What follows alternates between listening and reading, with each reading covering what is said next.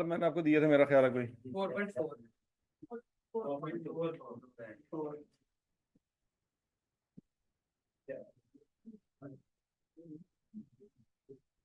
4.4 हो गया था। Yes sir.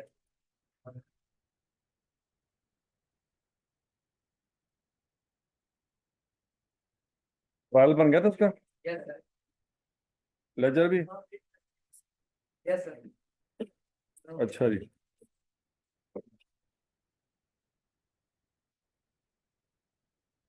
और ट्रायल बनाना सबको समझ आ गया है या अभी कोई मसले मसाइल हैं? और बोलो तो सही। और ट्रायल बैलेंस बन जाएगा। चलो जी। अब बच्चों, ट्रायल बैलेंस से आगे की स्टोरी हमने शुरू करनी है।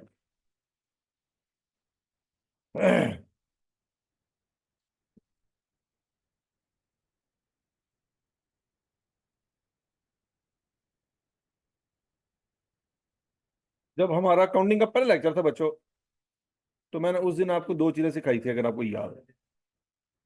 याद है?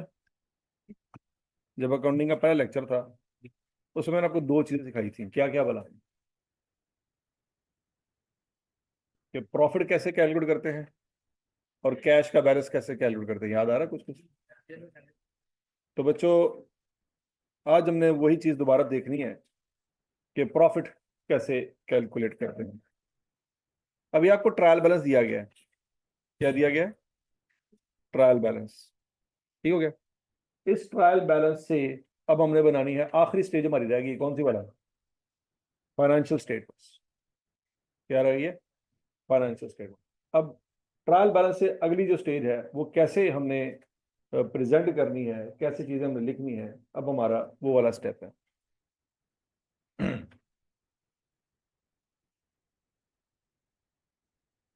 अब बच्चों, नोट कर लें जरा।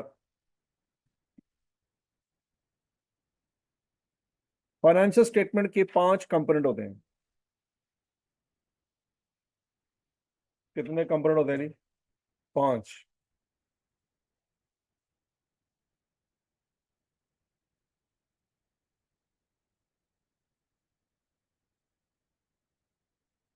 पहला है जी स्टेटमेंट ऑफ कॉम्प्रिहेंसिव इनकम।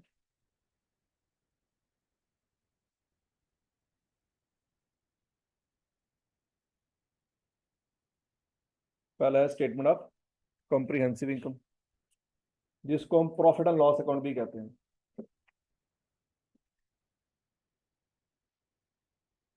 क्या कहते हैं इसको? इनकम स्टेटमेंट भी कहते हैं।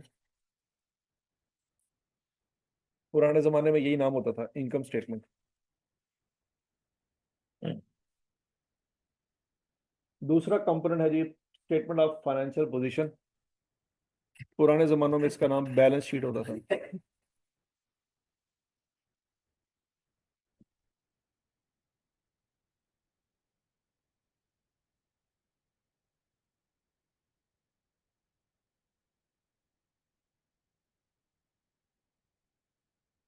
तीसरा कंपोनेंट है जी statement of cash flow.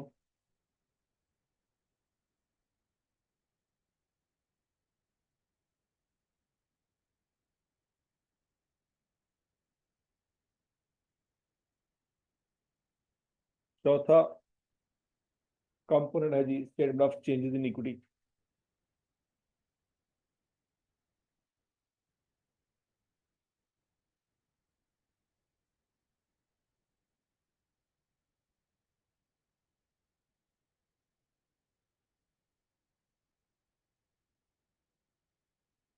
Statement of changes in equity. और पांचवा बच्चों कंपोनेंट है नोट्स टू फाइनेंशियल स्टेटमेंट।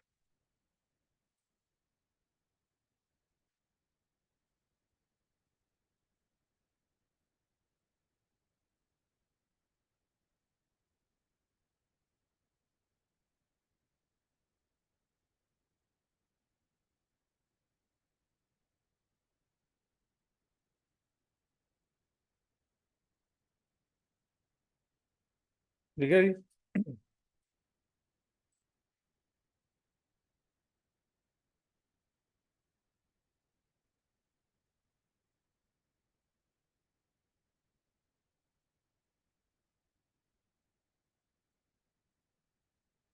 लिखा है सबने?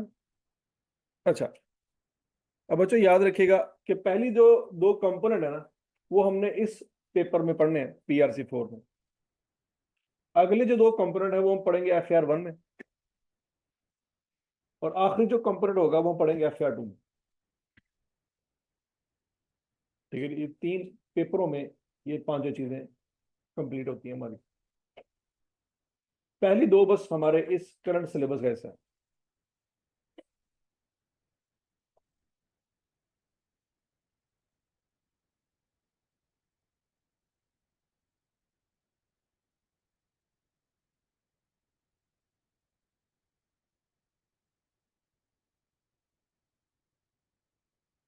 ठीक है जी, टोटल कंपोनेंट कितने होते हैं?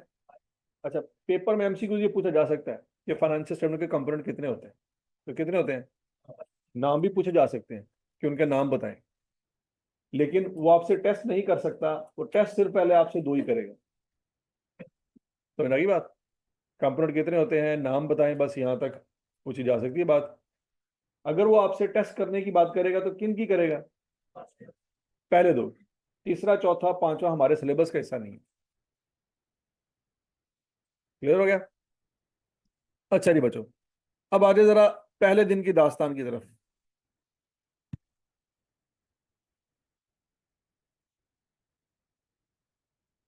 आपको याद होगा शुरू शुरू में पहले दिन जो मैंने आपको लेक्चर दिया उसमें हमने मोबाइल बेचे थे, याद है? वो लेक्चर मैंने आपको उस वक्त बताया था कि वो वाला लेक्चर जो है ना, आखिरी दिन तक वो वाली एग्जांपल चलनी है, क्योंकि सारी अकाउंटिंग एग्जांपल वही आपको मैंने दे दी थी पहले दिन ही। जो भी नया कंसेप्ट निकलेगा उस एग्जांपल से निकलेगा।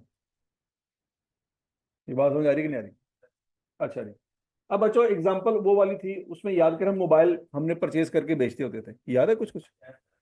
फर्ज करें जी जनवरी 2021 में आपने बिजनेस स्टार्ट किया था, आपने 20 मोबाइल परचेज किए थे और हर मोबाइल 1 लाख रुपए का था। कितने का था? तो कितने पैसे दिए होंगे आपने? 20 लाख रुपए दिया होगा। अच्छा, उस वक्त हमने एंट्री कोई नहीं पढ़ी थी कि डेबिट क्या करें क्रेडिट क्या करें। आज हमने एंट्री भी पढ़ ली है। उस ट्रांजैक्शन की एंट्री क्या होगी बच्चों? गुड्स में इजाफा हुआ है। मोबाइल बेसिकली आपके लिए क्या है? गुड्स है। गुड्स में इजाफा हुआ है तो उसके लिए कौन सा अकाउंट यूज करते हैं? परचेज। तो बच्चों एंट्री क्या होगी? Purchase debit, cash credit. उधार पे लिया होगा कि कैश पे? कैश पे। अगर आपको याद हो तो कैश पे लिया था वो, याद है? फर्ज करो बच्चों पूरा जनवरी का महीना आप दुकान पे बैठे रहे, 16 बंदे आए, उन 16 बंदों ने 16 मोबाइल परचेज किए, चले गए। तो क्या 1 लाख का मोबाइल 1 लाख में बेचेंगे? 1 लाख का मोबाइल 1 लाख में नहीं बेचेंगे, क्योंकि आपने बाकी खर्चे भी निकालने हैं, घर भी पैसे लेके जाने हैं। 1 लाख का लिया था, 1 लाख का बेच रहे हैं, तो फिर कमाई क्या कर? समझ आ रही बात? फर्ज करें आपने मोबाइल की कीमत रखी है 1,20,000। कितनी कीमत रखी है?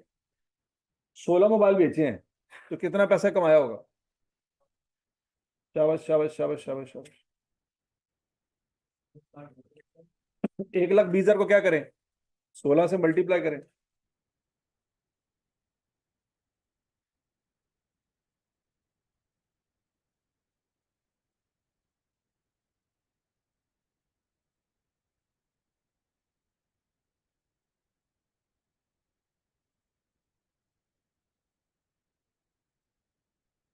19,20,000। ये बात सबको समझ आ गई?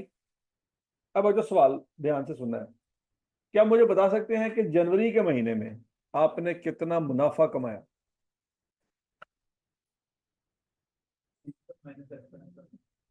हाँ जी, शाबाश।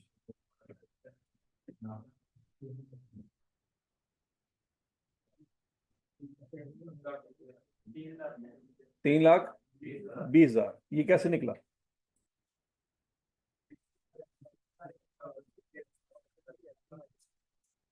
हाँ जी, शाबाश।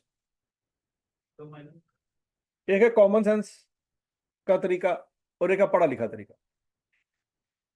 पढ़ा लिखा तरीका तो आप नहीं अप्लाई कर सकते फिलहाल, क्योंकि आप पढ़े लिखे नहीं है इतने। कॉमन सेंस वाला इस्तेमाल करके देखें, आंसर आ जाएगा। कितना प्रॉफिट कमाया जिस बंदे ने? 3,20,000। ये कैसे निकला? सिंपल सा पॉइंट है, एक मोबाइल के अंदर कितना प्रॉफिट है? 20,000। कितने बेचे हैं तो प्रॉफिट कितना हो रहेगा? 3,20,000। तो यहाँ तक की बात समझ लगी, ये कॉमन सेंस है। लेकिन अकाउंटिंग में हम इस तरह से प्रेजेंट नहीं कर सकते। मतलब अकाउंटिंग में चीज को प्रेजेंट करना है ना। अब हमने, हमारी आखिरी स्टेज कौन सी है? Financial statement. उसमें क्या करना होता है? वो बोला तो सही, प्रेजेंटेशन। तो प्रेजेंटेशन के नंबर है बच्चों। कॉमन सेंस तो हमें बता रही है कि हमारा आंसर क्या है, लेकिन ये प्रेजेंट नहीं कर पाएंगे। प्रेजेंट करने के लिए कुछ लिखना पड़ेगा, किसी फॉर्मेट पे लिखना पड़ेगा। क्या ये बात समझ आ रही सबको? अच्छा जी, 3,20,000 हमने प्रॉफिट कमाया, ये दिमाग में बैठ गई बात। तो इसका मतलब हम जो भी प्रेजेंट करेंगे उसका एंड रिजल्ट क्या निकलना चाहिए? 3,20,000 ही निकलना चाहिए, क्योंकि प्रॉफिट 3,20,000। यहाँ तक की बात सबको समझ आ गई। अब जरा गौर से सोचो, हमने मोबाइल लिए थे 20, हमारा खर्चा हुआ था 20 लाख, हमारी इनकम हुई है 19,20,000। अब जाहिर तौर पे देखेंगे तो 80,000 रुपये का नुकसान हुआ है।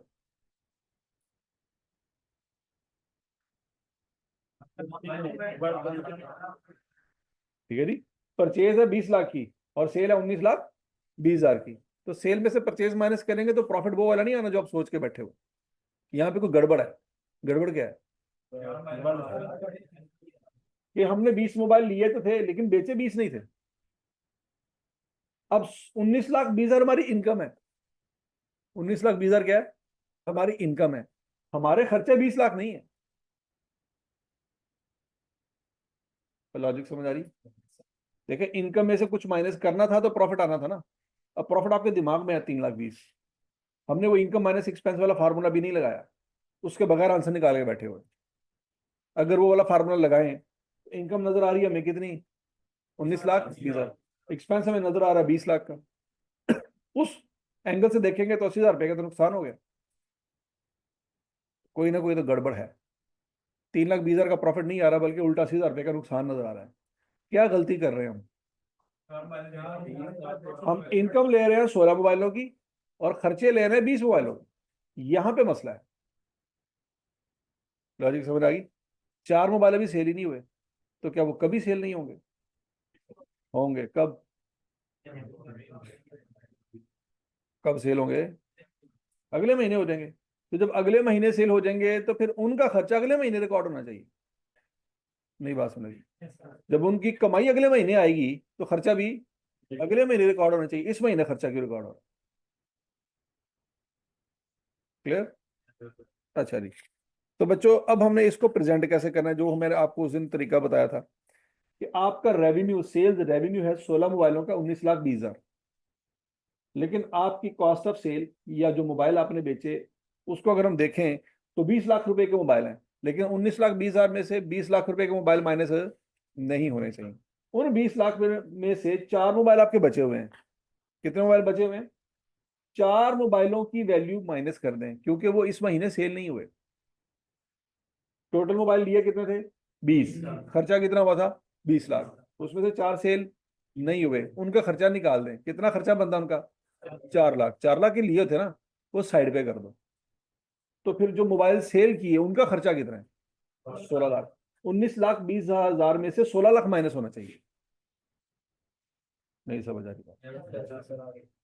ठीक हो गया? हम सेल लेंगे पूरी, परचेज लेंगे पूरी, लेकिन परचेज में देख लेना है कि क्या जितने लिए थे उतने सेल भी हो गए? नहीं, उतने तो नहीं सेल हुए। तो जितने नहीं सेल हुए वो साइड पे कर दो। ऊपर अगर 16 मोबाइल है तो नीचे भी कितने होने चाहिए? 16 ही होने चाहिए, तभी प्रॉफिट सही निकलेगा। नहीं समझ आ रही बात? कि 16 मोबाइल्स की कमाई आप ले रहे हो, तो 16 मोबाइल का ही खर्चा होना चाहिए। 16 मोबाइल की कमाई में से 20 मोबाइल का खर्चा माइनस करोगे तो आंसर सही नहीं आएगा। This is called matching concept. इसको क्या कहते हैं? Matching concept. कि आपके इनकम और आपके खर्चे आपस में क्या होने चाहिए? मैच होने चाहिए। अगर मैच नहीं होंगे प्रॉफिट ठीक नहीं निकलेगा।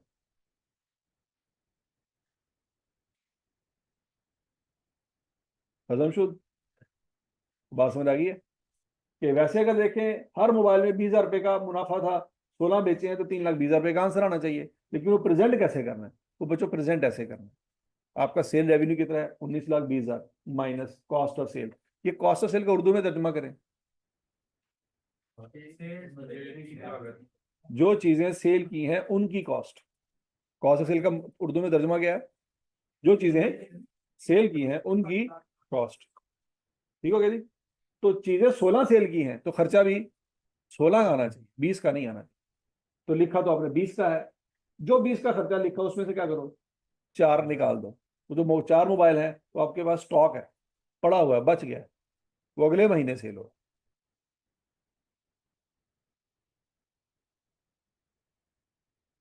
क्या ये बात सबको समझ आ गई जी? अब बच्चों, अगला महीना आ गया।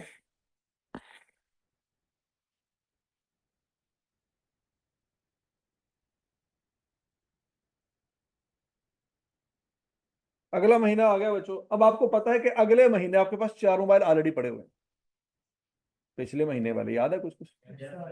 और 4 मोबाइलों में से हर मोबाइल 1 लाख रुपए का था, तो 4 लाख रुपए का स्टॉक आपके पास पड़ा हुआ है जो जनवरी में लिया। यहां तक की बात सबको समझ आ गई। अब अगले महीने आपने फिर 20 मोबाइल लिए, हर मोबाइल 1 लाख रुपए का था, तो कितनी पेमेंट की होगी? 20 लाख। एंट्री क्या पास करेंगे? परचेजेस डेबिट और कैश। यहां तक की बात सबको समझ आ गई। फिर आपने 22 मोबाइल बेचे। अब 20 मोबाइल लिए हैं तो 22 कैसे बेच सकते हैं? 4 पहले के भी पड़े हैं।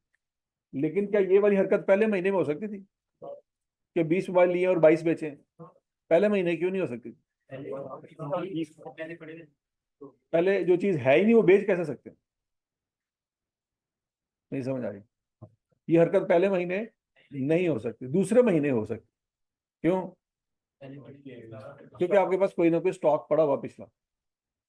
तो 20 मोबाइल लिए और बेचे कितने? 22 मोबाइल बेचे। हर मोबाइल कितने का बेचा? 1,20,000 का बेचा। कितनी कमाई की?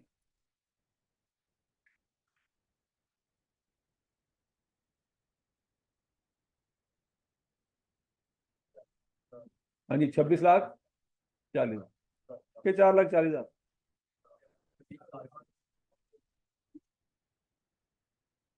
हाँ जी। मैं क्या चीज पूछ रहा हूँ? इनकम पूछ रहा हूँ कि प्रॉफिट पूछ रहा हूँ? आवाज नहीं आई। कमाई को अंग्रेजी में क्या कहते हैं? तो फिर मुझे 4,40,000 को जो जवाब दे रहे हो? हाँ, 26 लाख। चलो, अच्छा।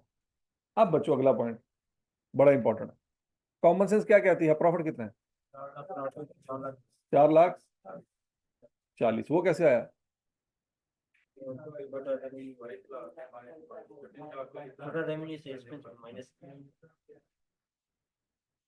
प्रॉफिट कैसे निकला बच्चों बताएं जरा।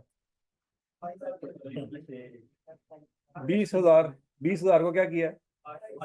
22 से मल्टीप्लाई किया। ये कॉमन सेंस ऐसी है। लेकिन जैसे मैंने आपको ऊपर तरीका सिखाया है प्रेजेंटेशन, कि आपने प्रेजेंट कैसे करना, उस तरीके से मुझे प्रॉफिट निकाल के दिखाएगा। करो। उस तरीके से भी वही आंसर आना चाहिए जो कॉमन सेंस से आ रहा है। हालांकि मैंने आपको तरीका सिखाया भी है, फिर भी नहीं आना। ये है पढ़ा लिखा तरीका जो आपको जलील कराएगा।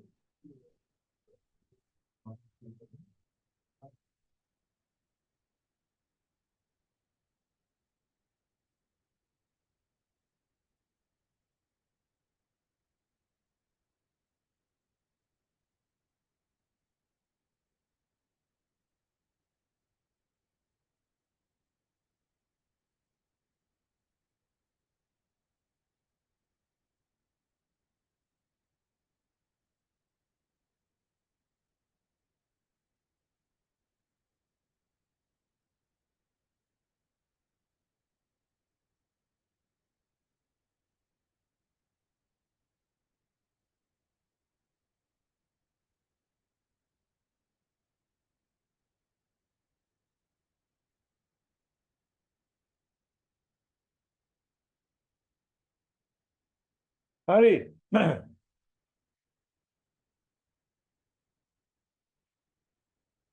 कॉमन सेंस से तो आंसर आ गया, पढ़ा लिखा तरीका आपको जलील कर रहा है। आ गया आंसर? कैसे लिखेंगे बताएं जरा। कम माइनस एक्सपेंस। एक्सपेंस कैसे लिखेंगे? एक्सपेंस 22 मोबाइल होगी 22 लाख। लेकिन परचेज तो 20 मोबाइल की है, तो किस में क्या जमा करेंगे, क्या माइनस करेंगे? 20 में 20 में 10 करेंगे। देखो परचेज तो आपके पास 20 की है ना, यस सर। इसमें कुछ जमा करेंगे, और स्टॉक में क्या जमा करेंगे? मोबाइल स्टॉक में ओपनिंग स्टॉक वो कितना है? हाँ। लेकिन वो तो आंसर 24 लाख हो गया। हमारी बिक्री 22 की हुई। दो नहीं बेचे, वो माइनस भी करेंगे। तसल्ली से, तसल्ली से। और समझ रही बात है? नहीं समझ रही? अब बेचो, इधर देखो, प्रेजेंटेशन ऐसे देनी है। बेचे कितने मोबाइल थे? 22 mobile, 26,40,000। Cost of sale, opening stock कितना पड़ा था? 4 लाख का। मजीद कितने परचेज किए? 20 लाख के। कितने बच गए? 2 मोबाइल बच गए, तो 2 लाख माइनस करेंगे। तो 4 लाख जमा 20 लाख माइनस 2 लाख, तो क्या आंसर आएगा? 22 लाख। वो 26,40,000 में से 22 लाख माइनस करेंगे तो 4,40,000 का प्रॉफिट आएगा। ये है प्रेजेंटेशन।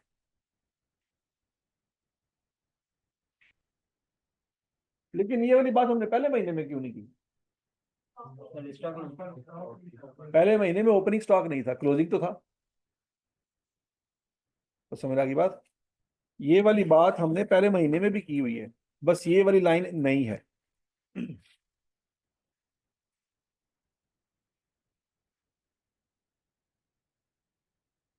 4 मोबाइल पहले के पड़े हुए थे, 20 मजीद ले लिए, कितने हो गए? 24। लेकिन दो अभी भी तो बचे हुए हैं ना, वो माइनस कर दो, तो कितने मोबाइल हो जाएंगे? 22। 22 की इनकम रिकॉर्ड हुई और 22 का खर्चा रिकॉर्ड हुआ।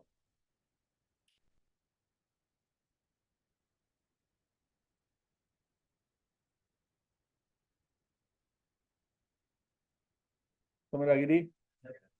कोई यहाँ पे टेंशन? ठीक है जी।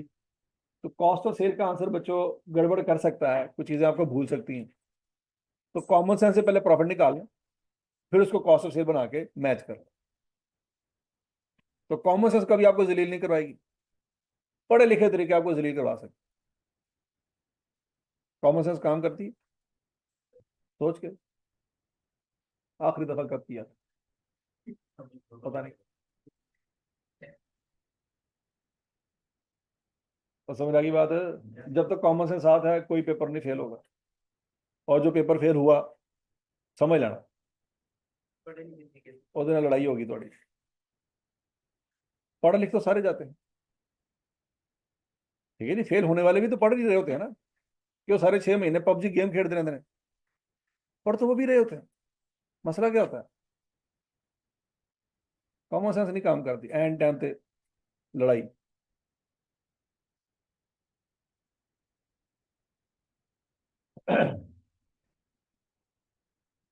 और समझ आ गई बात है? अच्छा बच्चों, अब जरा ध्यान से, कॉस्ट ऑफ सेल का मतलब क्या है? जो चीजें बेची हैं उनकी कॉस्ट, उनके खर्चे। ठीक हो गया? अब बच्चों यहाँ पे कॉस्ट ऑफ सेल कैसे निकल रही है, उसका फार्मूला क्या बन रहा है? Opening stock plus purchases minus closing stock is equal to cost of sale. ये फार्मूला नोट कर ले शाबाश।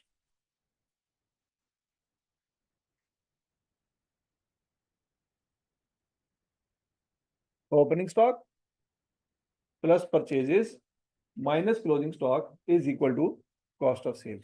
और सेल में से कॉस्ट ऑफ सेल माइनस होती है तो प्रॉफिट निकलता है।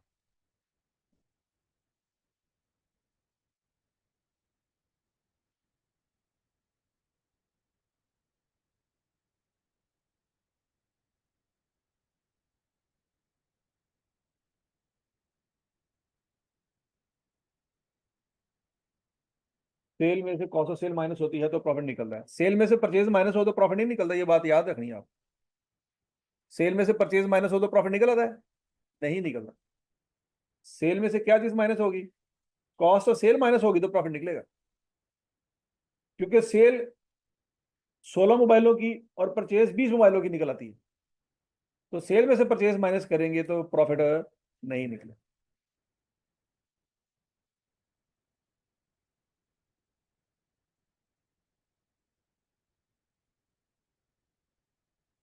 समझ आ गई बात?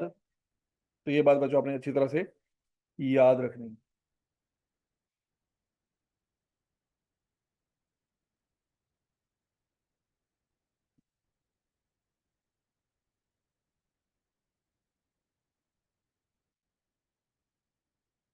अच्छा जी बच्चों, अब ये क्वेश्चन नंबर 7.1 है, इसको जरा देखते हैं।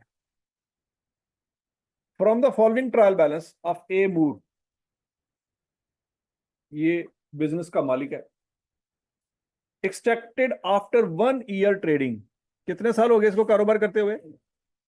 1 साल, मतलब ये उसका पहला साल होगा। तो अगर तो बच्चों ये उसका पहला साल है तो इसके पास कोई ओपनिंग स्टॉक होगा? इसके पास कोई ओपनिंग स्टॉक नहीं होगा। तो ये बात समझ आ रही सबको? क्योंकि पहला साल था, कारोबार था, दुकान ली होगी, सामान लिया होगा, तो ओपनिंग स्टॉक तो नहीं ना इसके पास पड़ा होगा। तो बोलो तो सही। लेकिन कौन सा स्टॉक इसके पास होगा? क्लोजिंग जरूर होगा। और दूसरे साल में क्या होगा? वही क्लोजिंग स्टॉक अगले साल के शुरू में क्या बन जाएगा? ओपनिंग। तो पहले साल में किसी भी कारोबार के पास ओपनिंग स्टॉक नहीं होता, ये बात याद रहेगी। Prepare a trading and profit and loss account, ये पुराने वक्तों में बच्चों नाम था स्टेटमेंट ऑफ कॉम्प्रिहेंसिव इनकम का। अब उसका नाम क्या हो गया जी? Statement of comprehensive income. पुराना नाम क्या था? Trading and profit and loss account. ये नाम खत्म कर दिया है स्टैंडर्ड्स ने। For the year 31 December 2006 and balance sheet. Balance sheet को बच्चों हम क्या कह रहे हैं? स्टेटमेंट ऑफ फाइनेंशियल पोजीशन कर रहे हैं। एज ऑन 31 दिसंबर 2006, ये दो चीजें हमारे सिलेबस का हिस्सा है, दो ही चीजें हमने बनानी है। अब बच्चों सबसे पहले हमने लिखनी है स्टेटमेंट ऑफ कॉम्प्रिहेंसिव इनकम में सेल्स। क्या लिखनी है? सेल्स। लेकिन बच्चों प्रेजेंटेशन का तरीका पहले आपने सीखना है, शाबाश।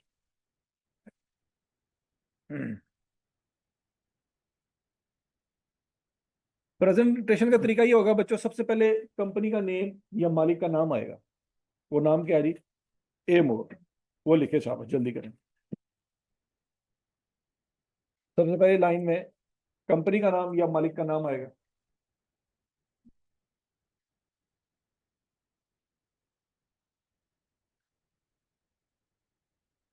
लिख लिया? दूसरी लाइन में स्टेटमेंट का नाम आएगा। स्टेटमेंट कौन सी बनाने लगे हम? Statement of comprehensive income.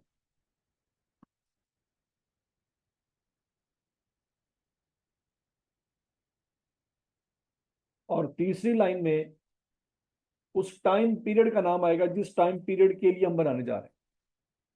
किसके लिए हम यह बनाने जा रहे हैं? 2024 के लिए, 2006 के लिए। ठीक है जी? तो क्या लिखेंगे जी? For the year ended 31 December 2006। क्या ये 3 सालों की स्टेटमेंट है? 1.5 साल की? 1 साल की? कैसे पता लगा?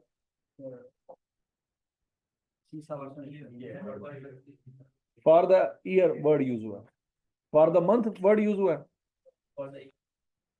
तो किस टाइम ड्यूरेशन की है ये स्टेटमेंट? तो समझ आ गई है? क्या ये 2006 के जनवरी के महीने की स्टेटमेंट है? अप्रैल की? दिसंबर की? पूरे साल की खोते हो? किसकी है? पूरे साल की है। ये महीने की नहीं है, ये 1.5 महीने की नहीं है, या 6 महीने की नहीं है, पूरे साल की है। ये बात याद रहेगी। तो इन 3 लाइनों से 3 बातें पता चली हैं कि कारोबार किसका है, बनाने क्या लगे हैं, किस टाइम की बनाने लगे हैं, पूरे साल की बनाने लगे हैं, कौन सा साल। क्या ये बात समझ आ रही? ये 3 चीजें पहली 3 लाइनों में क्लियर हो जानी चाहिए। कि कोई बंदा बैठा हुआ टेबल पे, सामने किताब पढ़ी, किताब खोली उसने, किताब के ऊपर ये 3 लाइनें लिखी थी, उसको समझ आ गई वो क्या क्या देखने जा रहा है, उसको पता लगे ये किताब किसकी है। ए मूर के कारोबार की है, उसमें क्या बना हुआ है, इनकम स्टेटमेंट बनी हुई, किस साल की स्टेटमेंट बनी हुई है, 2006 की, और वो एक महीने की नहीं है, पूरे साल की। ठीक है जी, ये तीन चीजें क्लियर होनी चाहिए, पढ़ने वाले को समझ आ जानी चाहिए कि भाईजान ये हम देखने जा रहे हैं। और मूवी देखने जाते हो हैं? हैं? घर चीज चल जाती है, देखने की लोड़ ही नहीं पैती है ना। तो कोई मूवी देखनी हो तो क्या करते हैं, सबसे पहले 3 घंटे जाया करने के बाद रिव्यू देते हैं। मतलब बहुत कीमती टाइम है हमारा, तो हम एवं 3 घंटे मूवी देखने के बाद रिव्यू नहीं देंगे कि यार की बकवास मूवी देखी।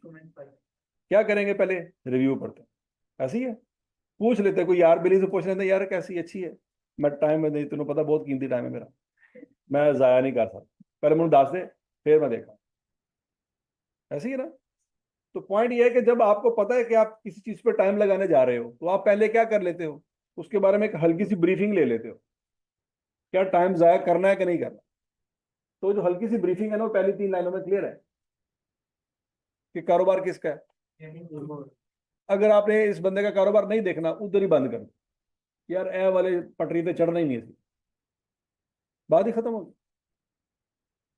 और समझ आ रही बात। फॉर एग्जाम्पल, आपने किसी शुगर मिल के शेयर बाय करने, शुगर के इंडस्ट्री में आप पैसे लगाने जा रहे हो, 1 लाख रुपए आपके पास है, आप कहते हैं मैं यार शेयर परचेज कर लेता हूँ, और आपके पास फाइनेंशियल स्टेटमेंट्स अवेलेबल हैं, तो एमसीबी बैंक की फाइनेंशियल में उठाएंगे, बोलो, नेस्ले की फाइनेंशियल स्टेटमेंट उठाएंगे? नहीं उठाएंगे। क्यों? वो आपके लिए रेलिवेंट ही नहीं। आप किस कंपनी में इन्वेस्ट करना चाह रहे हो, कोई शुगर इंडस्ट्री मिल जाए आप, तो उसके अलावा किसी भी कंपनी की फाइनेंशियल स्टेटमेंट आपके टेबल पे भी पड़ी हो, तो उसको उठा के पढ़ना शुरू कर देंगे, फायदा ही कोई नहीं, टाइम जाया कर। नहीं बात सुनेगी। आपके हॉस्टल में, आपके कमरे में अकाउंटिंग की किताबें पढ़ी हैं, क्यूएम पढ़ी हुई है, इंट्रोडक्शन टू बिजनेस की किताब पढ़ी हुई है, और साथ ही अनाटोमी की किताब पढ़ी हुई है।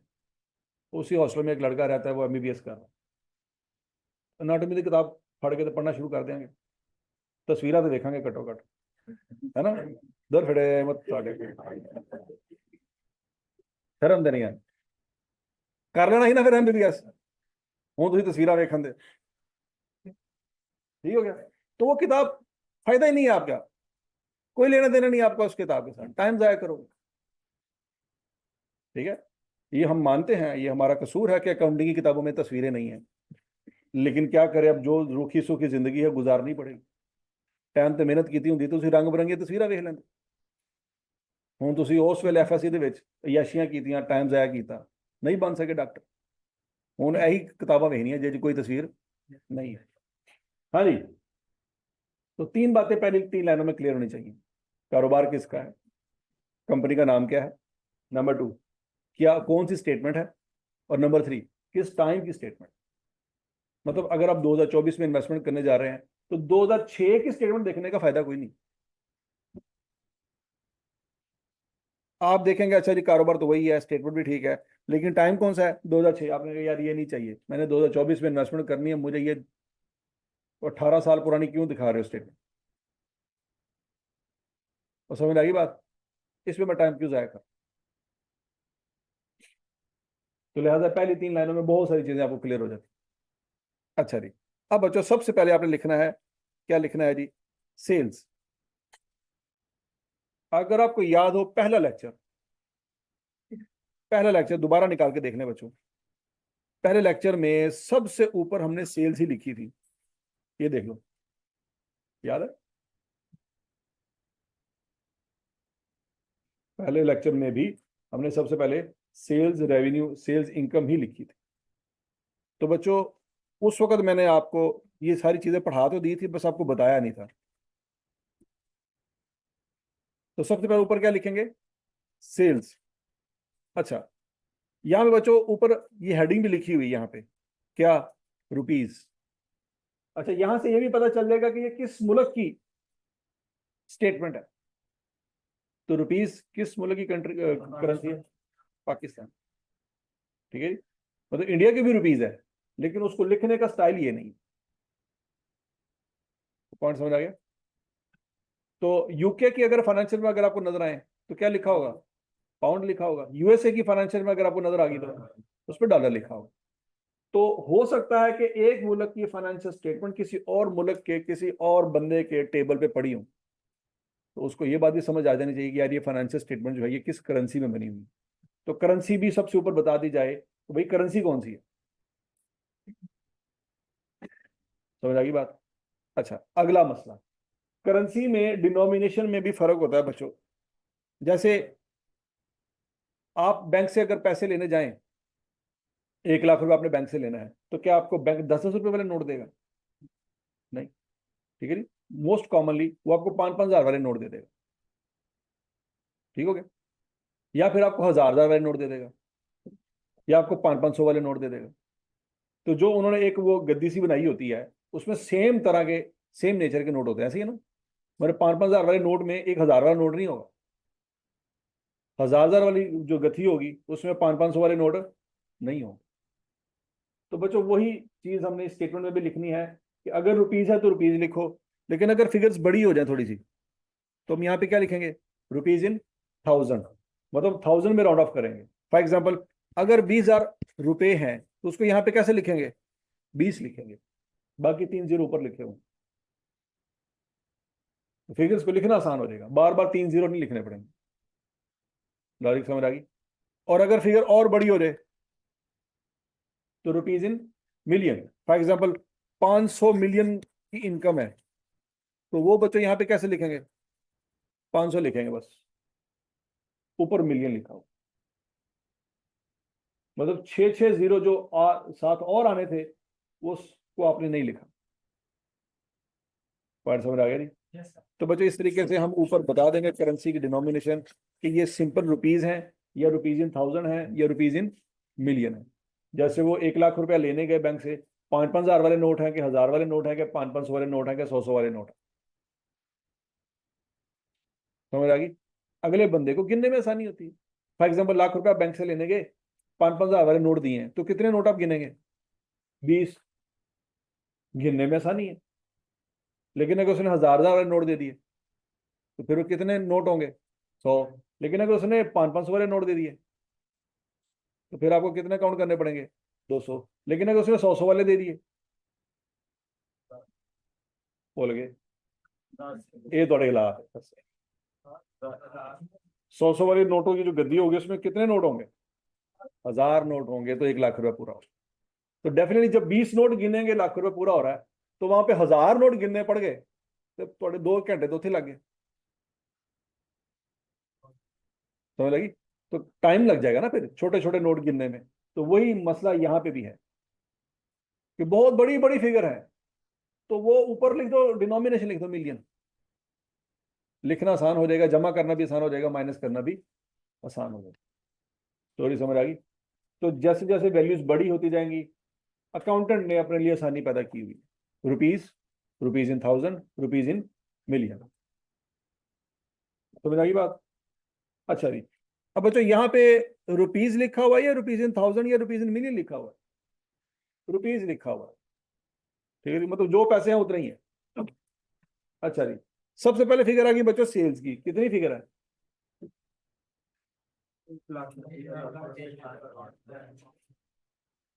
अब आपको शुरू शुरू में बच्चों मैंने ये चीजें नहीं पढ़ाई थी, अगर आपको याद हो कि टोटल अकाउंटिंग में 5 हेड होते हैं।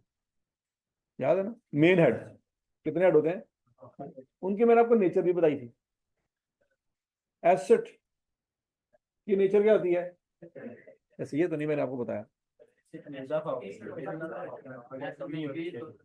देखो बच्चों, किसी भी चीज की नेचर वो नेचर है कि जब वो पहली दफा आपने उसको रिकॉर्ड किया था तो क्या किया था? डेबिट किया था या क्रेडिट किया था? वही उसकी नेचर होती है। एसेट पहली दफा, उसमें इजाफा हुआ होगा कि कमी? शॉप पहले नहीं थी, शॉप ली थी, तो शॉप में इजाफा हुआ था कि कमी हुई थी? शॉप में इजाफा हुआ। आपकी जेब खाली है, पैसे कोई नहीं जेब, तो पहली दफा उस जेब में पैसे आएंगे या उसमें से पैसे निकलेंगे? पहली दफा उस जेब में पैसे आएंगे। तो दुनिया में कोई भी चीज जीरो से स्टार्ट होती है, तो जीरो के बाद इजाफा होता है, फिर कमी होती है। या पहले कमी होती है बाद में इजाफा होता है? पहले इजाफा होता है बाद में नहीं समझ आ रही बात। और जो बंदा मर गया वो पहले मरा या पहले पैदा हुआ? पहले पैदा हुआ तो बाद में मरा ना। नहीं समझ आ रही बात। तो दुनिया में जो चीज भी मरती है वो पहले पैदा हुई होगी। नहीं समझ आ रही बात? आ गई? तो बच्चों एसिड में पहली दफा क्या हुआ होगा? तो इजाफा होता है तो क्या करते हैं? तो एसिड की नेचर क्या है? एक्सपेंस में पहली दफा क्या हुआ होगा? तो जब एक्सपेंस में इजाफा होता है तो क्या करते हैं? कैपिटल में पहली दफा क्या हुआ होगा? इजाफा। कैपिटल 0 था, कोई कारोबार नहीं था। आज हमने कारोबार शुरू करना है, घर से पैसे लेके आएंगे, कैपिटल में क्या होगा? कमी होगी, इजाफा होगा। तो जब कैपिटल में इजाफा होता है तो क्या रिकॉर्ड करते हैं? क्रेडिट। लाइबिलिटी, बैंक से कर्जा लिया, पहले कोई कर्जा नहीं था जिंदगी में, जिंदगी बड़े सुकून से गुजर रही थी। बैंक से कर्जा लिया, सर पे तलवार लटकना शुरू हो गई। ठीक हो गया जी? तो जब बैंक से कर्जा लिया, सर पे कर्जा चढ़ गया, पहले कोई कर्जा नहीं था, 0 पे थे, कर्जा लिया है तो कर्जा चढ़ गया। ठीक हो गया? तो जब कर्जा लिया है तो क्या किया होगा? डेबिट या क्रेडिट? क्रेडिट किया होगा। इनकम, कोई चीज नहीं बेची थी, इनकम 0 थी, पहली दफा कोई चीज बेची है, पैसे कमाए हैं, इनकम हुई है, तो क्या किया होगा हमने? डेबिट किया होगा कि क्रेडिट किया होगा? क्रेडिट। तो पहली दफा इन चीजों को जब आपने रिकॉर्ड किया था वही उनकी नेचर बन जाती। ठीक है जी? एसिड की नेचर क्या है? कोई पूछे एसिड की नेचर क्या है तो क्या कहेंगे?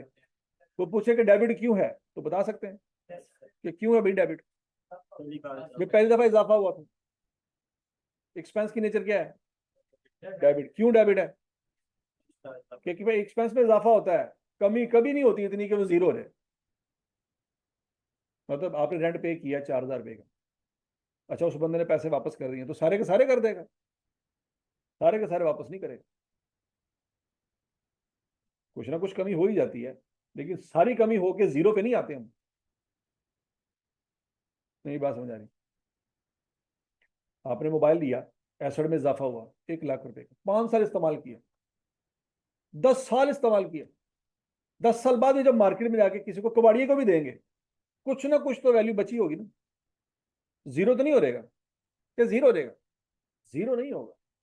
जो भी चीज है एक दफा आपने इजाफा रिकॉर्ड किया वो 0 कभी नहीं होगी। नहीं समझ आया?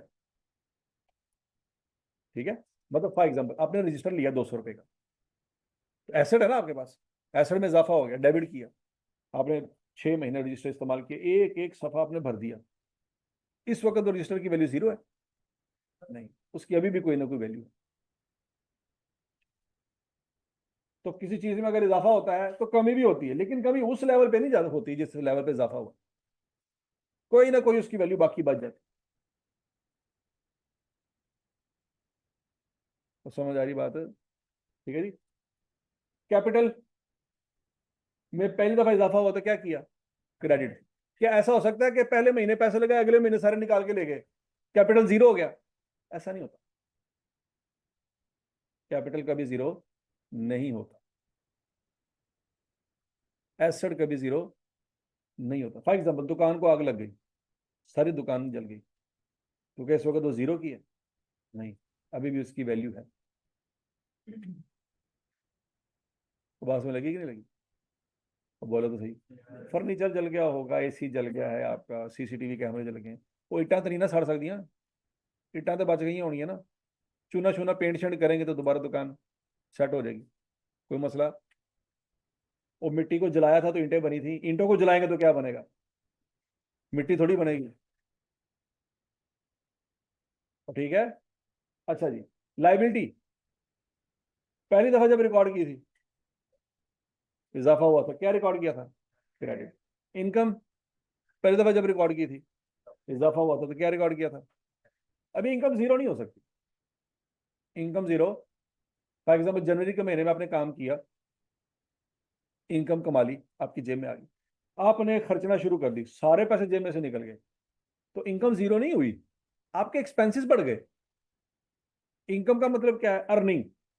तो जनवरी में जो पैसे कमाए हैं वो जनवरी की अर्निंग डिलीट होगी?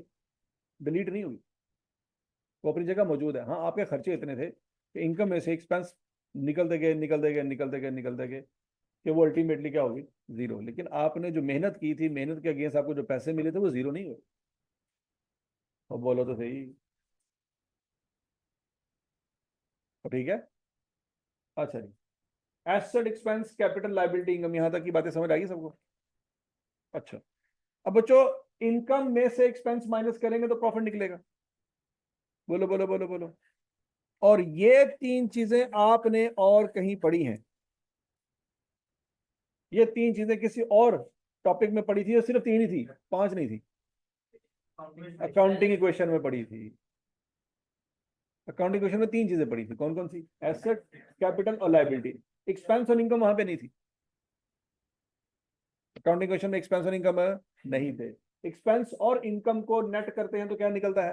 प्रॉफिट। उस प्रॉफिट को निकालने की जो स्टेटमेंट है उसको क्या कहते हैं? Statement of comprehensive income. और बाकी तीन चीजें बच गई, कौन कौन सी? एसेट, कैपिटल और लायबिलिटी। इन तीन चीजों को किसी और जगह पे लिखेंगे और उसका नाम क्या होगा? स्टेटमेंट ऑफ फाइनेंशियल पोजीशन या बैलेंस शीट। समझ आ गई बात सबको? अब बच्चों ये ट्रायल दिया हुआ है और ट्रायल में पांच चीजें होती हैं। कितनी चीजें होती हैं? आवाज नहीं आई। पांच। ये सेल क्या है? इनकम है। ये परचेज क्या है?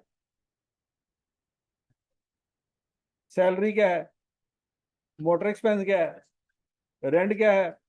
Insurance, general expense, premises, asset. Premises मैंने आपको बताया था कभी। Motor vehicle, debtor, creditor, cash at bank, cash in hand, drawing, capital. तो बच्चों जरा देखो यहाँ पे, एसेट भी नजर आ रहे हैं आपको, एक्सपेंस भी नजर आ रहे हैं, कैपिटल भी नजर आ रहा है, लाइबिलिटी भी नजर आ रही है और इनकम भी नजर आ रही है। ये पांचों चीजें ट्रायल बैलेंस में होनी चाहिए। ये पांचों की पांचों मौजूद है। ट्रायल बैलेंस में कितनी चीजें होनी चाहिए? पांच चीजें होनी चाहिए। जो मेन हेड है ना अकाउंटिंग, वो सारे नजर आने चाहिए। हजम शुद्ध। और ये पांचों के पांचों हेड नजर आ रहे हैं कि नहीं आ रहे? अच्छा, अब इन पांच में से दो को हम इनकम स्टेटमेंट में लेके जाएंगे। कितनों को इनकम स्टेटमेंट में लेके जाएंगे? कौन कौन से दो? इनकम को लेके जाएंगे और एक्सपेंस को लेके जाएंगे। इनको मल्टीप्लाई कर देंगे। क्या करेंगे? माइनस करेंगे। माइनस करेंगे तो क्या निकल आएगा? प्रॉफिट निकल। इस वक्त हमारा मकसद है प्रॉफिट निकालना। ओके जी। तो बच्चों सबसे पहले सेल लिखेंगे, कितनी है? 1,90,576। 1,90,576। बात सबको समझ आ गई? तो बोलो तो सही। अब माइनस क्या करेंगे उसमें से? परचेज। नाम क्या रखेंगे? अभी आपको पढ़ा है, कॉस्ट ऑफ सेल। क्या रखेंगे? Cost of sale. अब जरा ध्यान से बचो।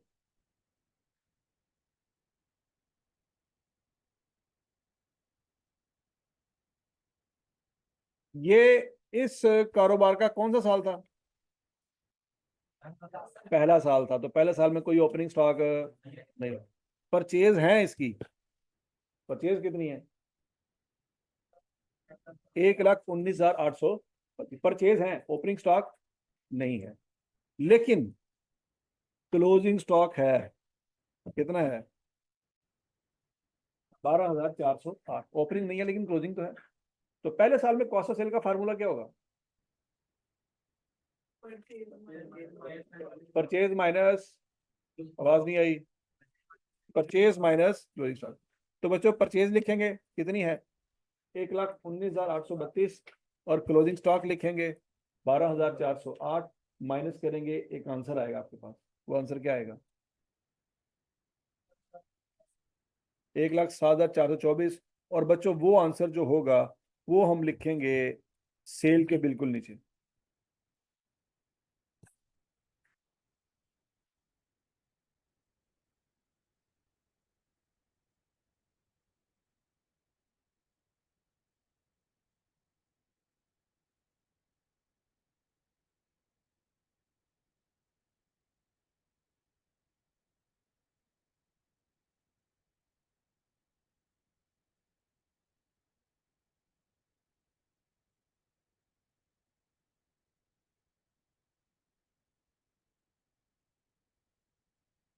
समझ लगी थी? इसमें से ये माइनस करेंगे, फिगर आएगी वो उस बिल्कुल इसी लाइन पर अगली साइड पे करके लिख देंगे। किसके नीचे लिखेंगे? सेल के नीचे। मतलब ये वाली वर्किंग सेल से पहले थोड़ी सी की होगी, ये सारा कुछ बिल्कुल उसके नीचे नहीं कर रहे होंगे, इसकी एक वर्किंग की होगी, वर्किंग से जो नेट आंसर निकलेगा वो सेल के नीचे लिख देंगे। प्रेजेंटेशन का तरीका समझ आ रहा है? नहीं समझ आ रहा? ये बच्चों दो कॉलम है, एक कॉलम ये है और एक कॉलम ये है। वर्किंग कहाँ पे करेंगे? अंदर वाले कॉलम में, और जो फाइनल आंसर निकलेगा वो बाहर वाले राइट साइड वाले कॉलम में लिखेंगे। ये प्रेजेंटेशन का तरीका सीखना है।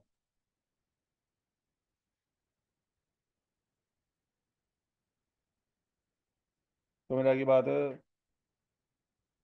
बोलो तो सही।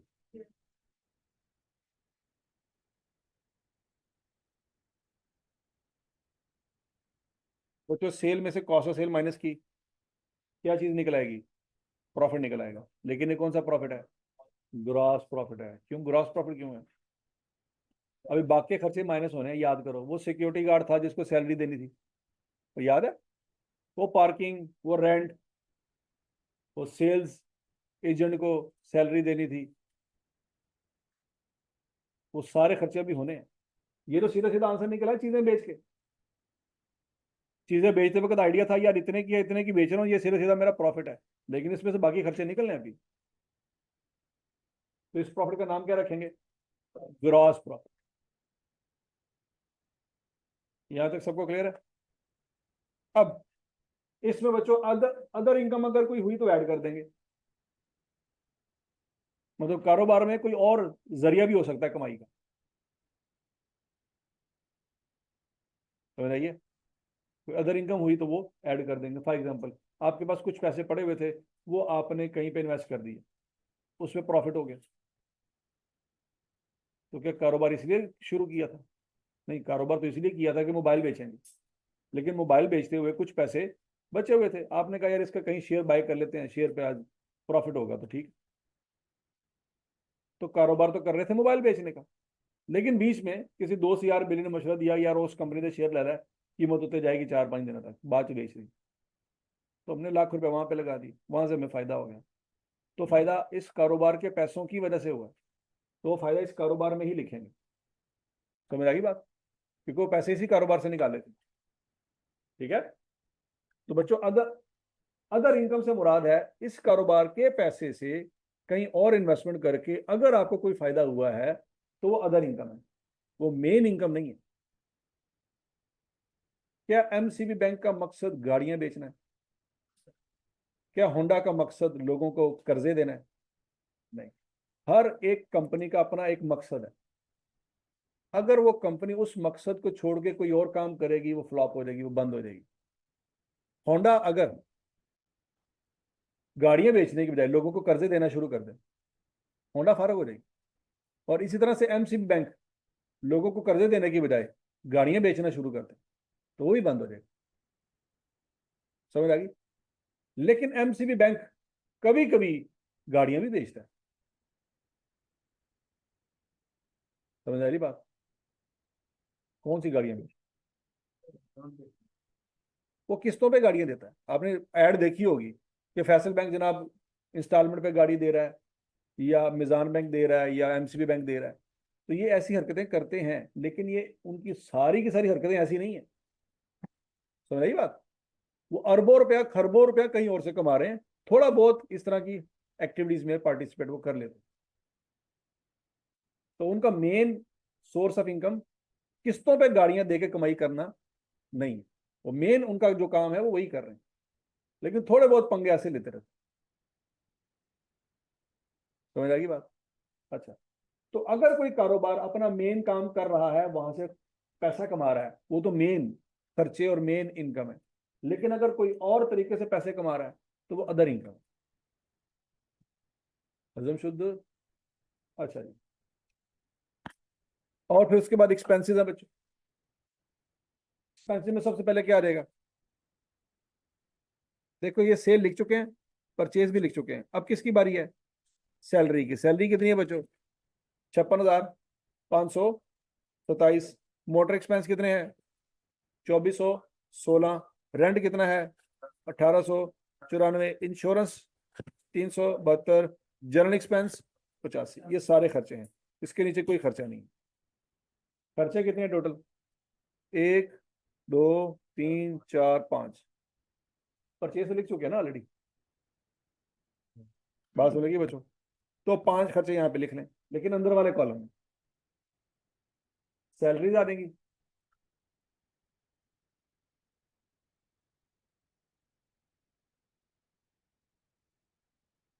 सैलरीज कितनी आ गई बच्चों? 56,527। Motor expense 2416, rent 1894, insurance 372, general expense 85।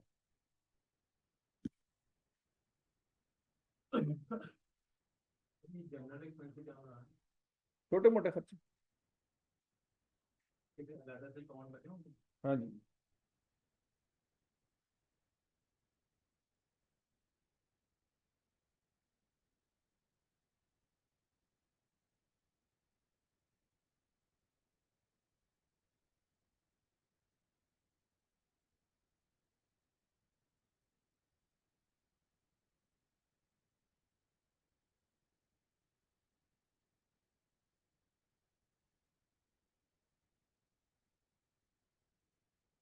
हाँ जी,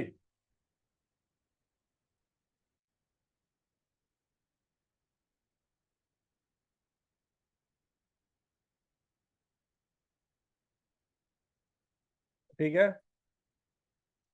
इन सब खर्चों को टोटल करेंगे बच्चों, टोटल खर्चे कितने आ रहेंगे? 61,294। तो बच्चों ये आपने ग्रॉस प्रॉफिट के नीचे लिख देना, वो जो ग्रॉस प्रॉफिट निकाला था ना, उसके नीचे ये वैल्यू आनी चाहिए। नहीं समझ आई?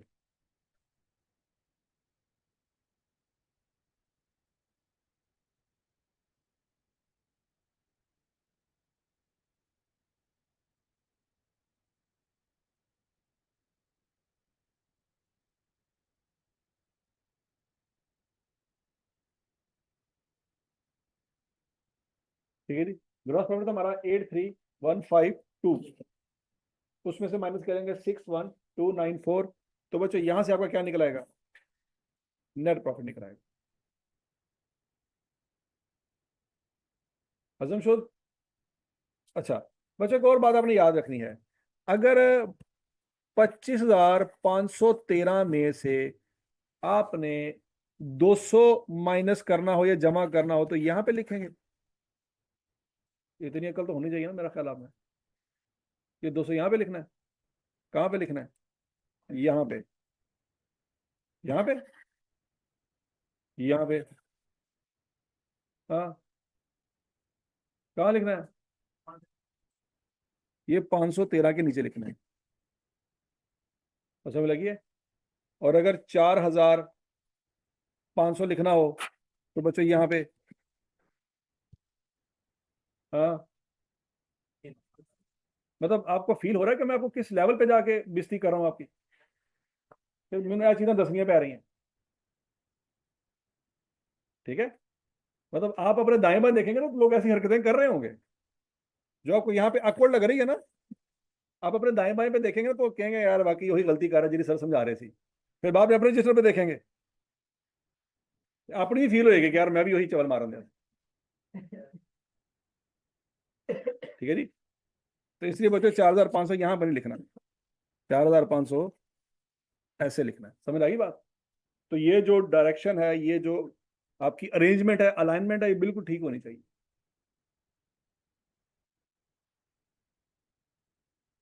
तो समझ लगी है? अकाउंटेंट की जिंदगी नंबर्स में गुजर जाएगी, तो अगर उसको नंबर ही लिखने नहीं आते तो बड़ी बेइज्जती है। तो नंबर लिखने आने का सलीका होना चाहिए। और समझ आ रही बात है?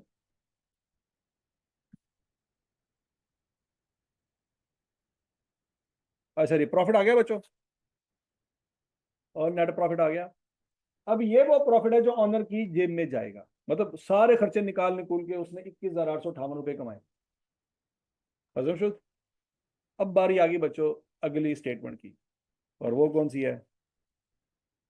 स्टेटमेंट ऑफ फाइनेंशियल पोजीशन या बैलेंस शीट। उसमें बच्चों तीन बातें हमें लिखनी है जो हमने ऊपर लिखी थी। सबसे पहले कारोबार का नाम। कारोबार का नाम क्या है? ए मोर। दूसरी लाइन में क्या लिखेंगे? कौन सी स्टेटमेंट है? Statement of financial position. तीसरी लाइन में लिखेंगे किस तारीख को ये बना रहे थे?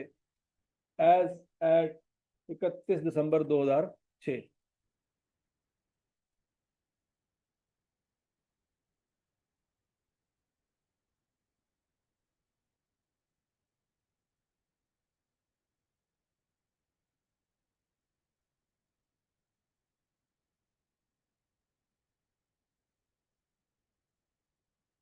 देख रहे जी? अब जो स्टेटमेंट ऑफ फाइनेंशियल पोजीशन में वही चीज लिखेंगे जो हमने अकाउंटिंग पोजीशन में पढ़ी थी। क्या? Assets is equal to capital plus, तो कैपिटल लाइबिलिटी एक साइड पे और एसेट दूसरी साइड पे। और एसेट का टोटल किसके बराबर आना चाहिए? कैपिटल लाइबिलिटी के बराबर आना चाहिए। यहां तक की बात समझ लगी बच्चों? अच्छा, अब बच्चों आज आपने समझना है कि एसेट दो तरह के होते हैं। एसेट कितनी तरह के होते हैं जी? दो तरह के होते हैं। एक है करंट और एक है नॉन करंट। जो करंट मारे वो करंट होंगे, और जो करंट ना मारे वो नॉन करंट होंगे। ये डेफिनेशन है। हाँ जी। करंट एसेट वो एसेट होते हैं बच्चों जिनका इस्तेमाल या जिनका फायदा आपको एक साल तक हो।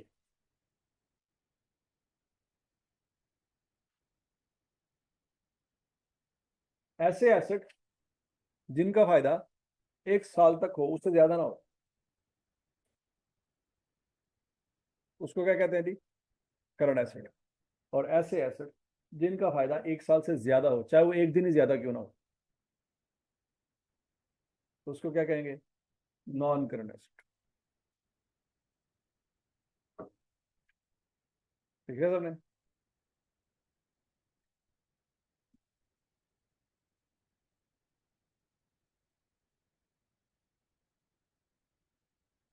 और क्लियर है सबको? अच्छा बच्चों, अब जरा देखें, क्या सेल हम लिख चुके हैं? यस। परचेज हम लिख चुके हैं? Yes. Salaries, motor expense, rent, insurance, general expense, ये सब कुछ लिख चुके हैं। ये तो हो गया डिलीट। इसकी जो भी कैलकुलेशन होनी थी, जो भी प्रेजेंटेशन होती है, वो हमने लिख ली। अल्लाह अल्लाह। अब बात कहाँ से शुरू होगी? प्रेमिसेस से। प्रेमिसेस करंट एसेट है कि नॉन करंट एसेट है? नॉन करंट है। प्रेमिसेस से मुराद है दुकान। दुकान समझ लें, बिल्डिंग। ठीक है जी? तो क्या ये 6 महीने में खत्म हो जाएगी? नहीं। ये कौन सा एसेट है?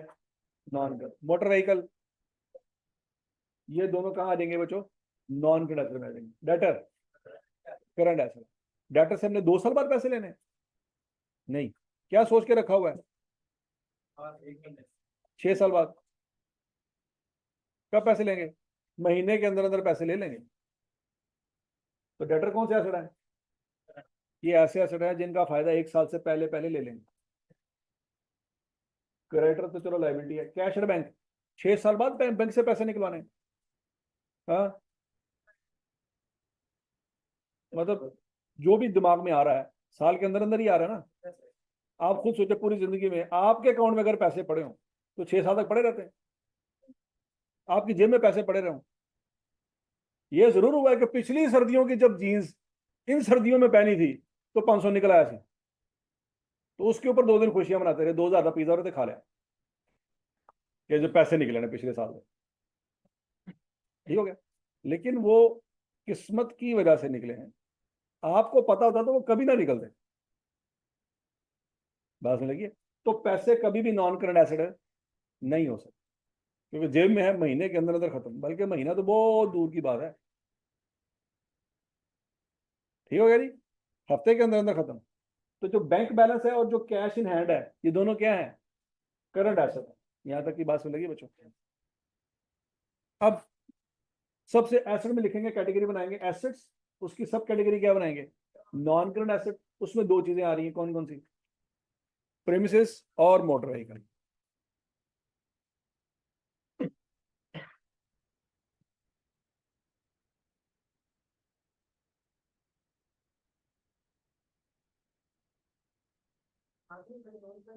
जी बिल्कुल। प्रेजेंटेशन का तरीका है ना भाई, खानदान को प्रेजेंट करना। सबसे पहले दादा दादी आंदे ने ना कि थलो शुरू करेंगे हैं।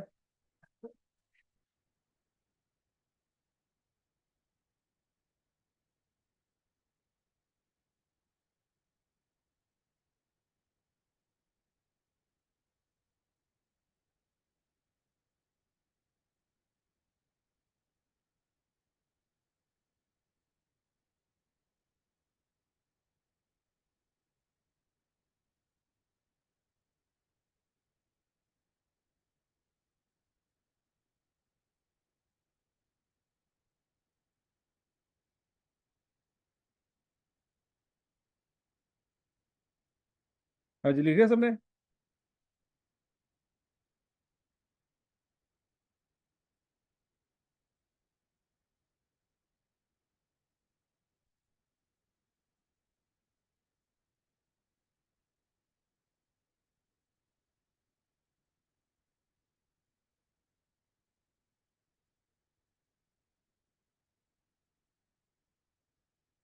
ठीक है नहीं बच्चों, नॉन करंट एसेट का टोटल निकाल के दाईं तरफ लिखेंगे। कितना आ रहा है जी? 1,12,014। और फिर करंट एसेट का टोटल निकाल के उसी के नीचे लिखेंगे। करंट एसेट में क्या क्या आ रहा है जी? अच्छा, एक चीज ट्रायल बैलेंस के नीचे लिखी हुई है, अगर आपको याद हो, क्या ये एसेट है कि नहीं है? ये वो गुड्स हैं जो भी सेल है। तो जो चीजें अभी सेल नहीं हुई वो फ्यूचर में हो जाएंगी या तबाह हो गई हैं?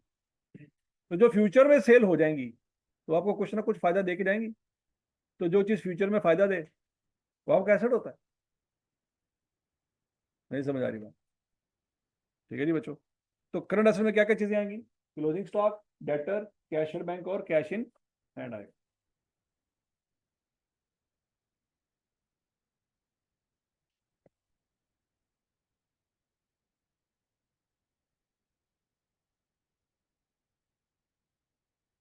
तो समझ आ गई बात है? फिर नहीं समझ आई?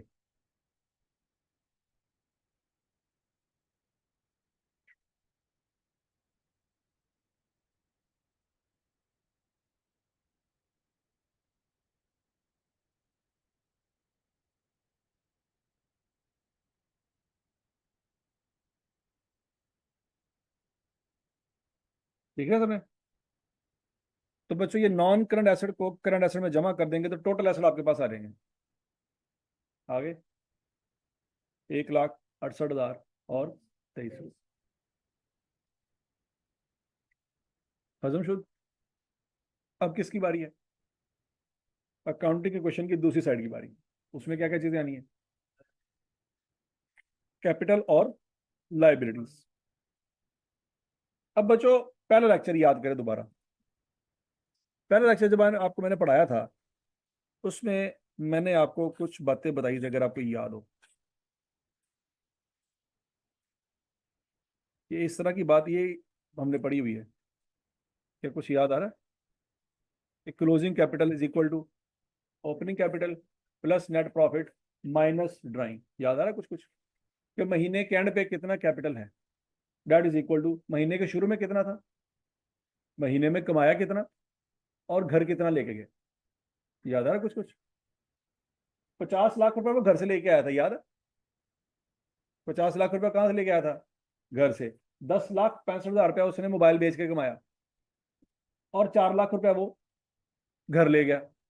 तो इस वक्त उसके कारोबार में कितना पैसा फंसा हुआ है? 56,65,000। ये बात आपको मैंने शुरू शुरू में पढ़ा दी थी।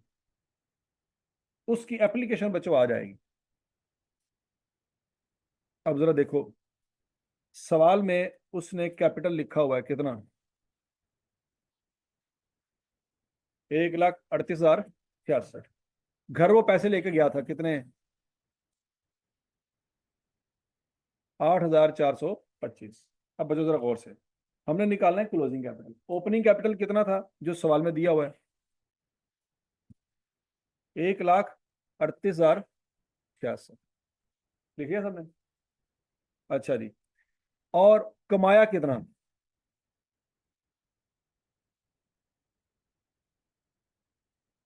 कितना कमाया इस महीने? 21,858। ये इसमें क्या करेंगे? ऐड कर देंगे। वो घर से लेके आया था, ये उसने चीजें बेच बेच के पैसे कमाए, और घर कितने लेके गया? 8,425। तो बच्चों इतने पैसे अभी भी उसके कारोबार में पड़े हुए, ये क्लोजिंग कैपिटल।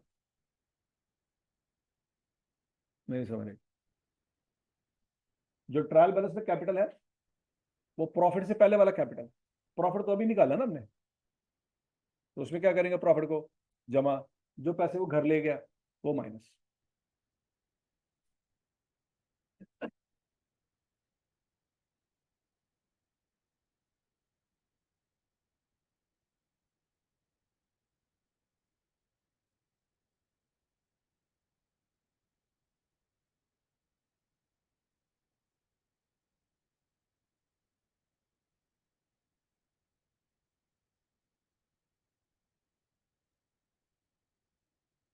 हाँ भाई, ये सबको क्लियर है? यहाँ तो कोई इशू है तो बता दें। तो बच्चों बैलेंस शीट में आपने क्या करना है? ओपनिंग कैपिटल जो ट्रायल में दिया होगा उसमें क्या जमा करना है? नेट प्रॉफिट, और माइनस क्या करना है? ड्राइंग। तो आपके पास क्लोजिंग कैपिटल आ जाएगा। अब लाइबिलिटियों की बात करते हैं। बच्चों लाइबिलिटियां भी दो तरह की होती हैं, नॉन करंट और करंट। नॉन करंट लाइबिलिटी वो जो 1 साल के बाद पे करनी है। जैसे कर्जा लिया बैंक से, तो क्या जो कर्जा बैंक से लिया वो 2 महीने बाद दे देंगे? नहीं। कर्जे नॉर्मली होते हैं 2 साल, 3 साल, 4 साल, 5 साल, 7 साल के लिए। ठीक है? तो जो बैंक लोन होता है वो नॉन करंट लाइबिलिटी होती है, लेकिन वो पैसे जो महीने बाद दे देंगे वो करंट लाइबिलिटी। क्रेडिटर, इन लोगों से हमने क्या किया हुआ बच्चों? उधार पे चीजें ली हुई हैं, तो उधार हमने 3 साल का किया होगा। कितने टाइम का किया होगा? 1 महीने या मैक्सिमम 2 महीने। मगर अगर आप उसको कहें मैं 6 साल बाद तेनों पैसे देंगा, तो चीज देगा आपको? कोई चक्कर ही नहीं। अब बोलो तो सही, 6 साल का उधार कोई भी नहीं करेगा। तो क्रेडिटर बाय डिफॉल्ट जिन लोगों से आपने उधार पे चीजें ली हैं, उनको पैसे आपने मैक्सिमम 1 महीने के अंदर अंदर या 2 महीनों के अंदर अंदर दे देने होते हैं। तो ये बच्चों करंट लाइबिलिटी है। और हमारे सवाल में सिर्फ एक ही लाइबिलिटी है, वो कौन सी है? क्रेडिटर। तो वो बच्चों आपने इक्विटी में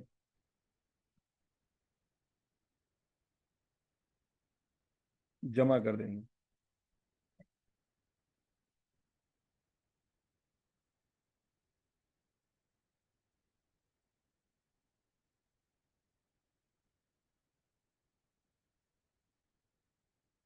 कर दी जमा। ऊपर हमने कैपिटल कितना निकाला हुआ है? 1,51,499। नीचे लाइबिलिटी कितनी आ रही है? 16,524। वो उसमें जमा करें। तो टोटल इक्विटी और लाइबिलिटी, कैपिटल लाइबिलिटी का टोटल क्या आ जाएगा बच्चों? 1,68,023। और ऊपर एसेट का टोटल क्या आ रहा है? 1,68,023। और ये मैच होना चाहिए। Left hand side is equal to right hand side, accounting equation. याद आ रहा है? एसेट की साइड का टोटल और कैपिटल लाइबिलिटी की साइड का टोटल, ये दोनों हमेशा में आपस में क्या होने चाहिए? अगर ये मैच नहीं कर रहे तो कोई गड़बड़ हो गई है। याद है? जैसे ट्रायल बैलेंस मैच नहीं कर रहा तो कोई गड़बड़ है। जिस चीज से आपने सवाल शुरू किया था, क्या बच्चों उसकी दोनों साइडें बराबर थी? अगर तो उसकी दोनों साइडें बराबर हैं तो बैलेंस शीट क्या होनी चाहिए? मैच होनी चाहिए, क्योंकि बराबर करके दिया था आपको डाटा। तो अगर आपसे बराबर नहीं ना हो रहा तो फिर आपने कोई गड़बड़ की है। आप ट्रायल बैलेंस पे जो है कोई कसूर नहीं निकाल सकते ट्रायल बैलेंस का, क्योंकि आपको जो डाटा दिया गया था दोनों साइडें बराबर थी। और प्रेजेंटेशन समझ आ गई है? कौन सी चीज कहाँ पे लिखनी है, किस में क्या जमा करना है, क्या माइनस करना है, वर्किंग किस कॉलम में करनी है, फाइनल फिगर किस कॉलम में लिखनी है, सारी बातें समझ आ गई? तो बोलो तो सही। बच्चों आज अपने घर जाके 7.2 करना है। कर लोगे? ये दो सवाल मैं आपको दे रहा हूँ, 7.2 और 7.3।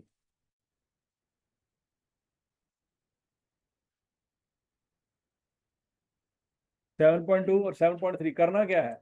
इनकम स्टेटमेंट बनानी है और बैलेंस शीट बनानी है। और बना लोगे